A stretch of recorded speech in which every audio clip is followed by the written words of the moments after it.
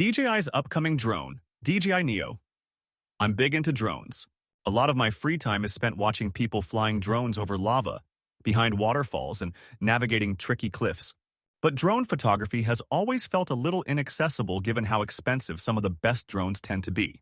I briefly flew a friend's DJI Mavic 3 Classic a year ago, and that made me want a drone so bad. Well, DJI has just made drone photography more accessible.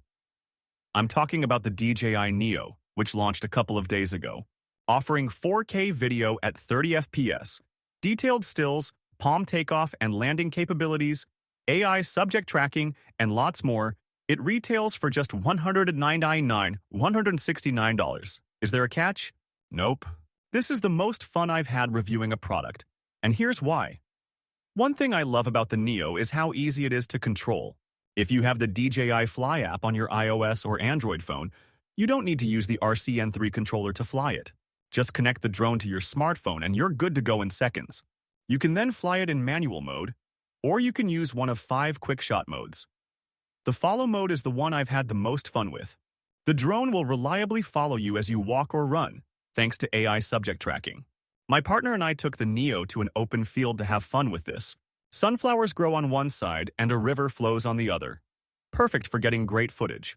In the video above, the Neo kept both of us in focus as we ran. We were watching the video later and both of us agreed that it was like creating a core memory. Add some Lana Del Rey to this video and it would be even more cinematic. There are other quick shot modes too, like Circle, Spotlight, and Droney, and all of them work very well. This is the drone not just for the social media generation, but also for those who want to have a hassle-free drone experience. Landscapes can look very different when viewed from above. Bath is one of the UK's most picturesque cities, and I'm really lucky to live here.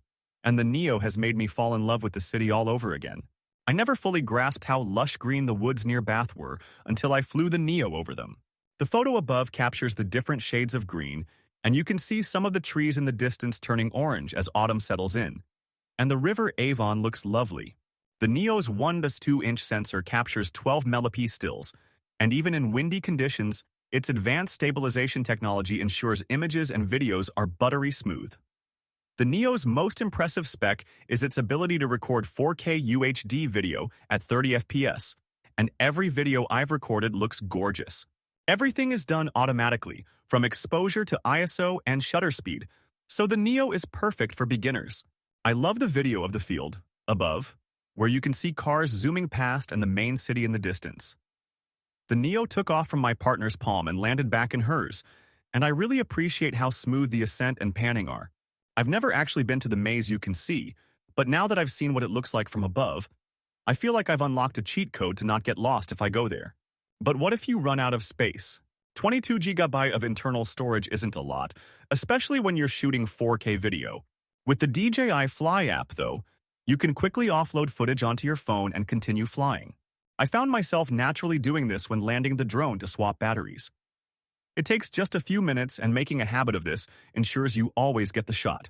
We have listed DJI Neo, and their key features. You need to consider this to help you choose the best one for you.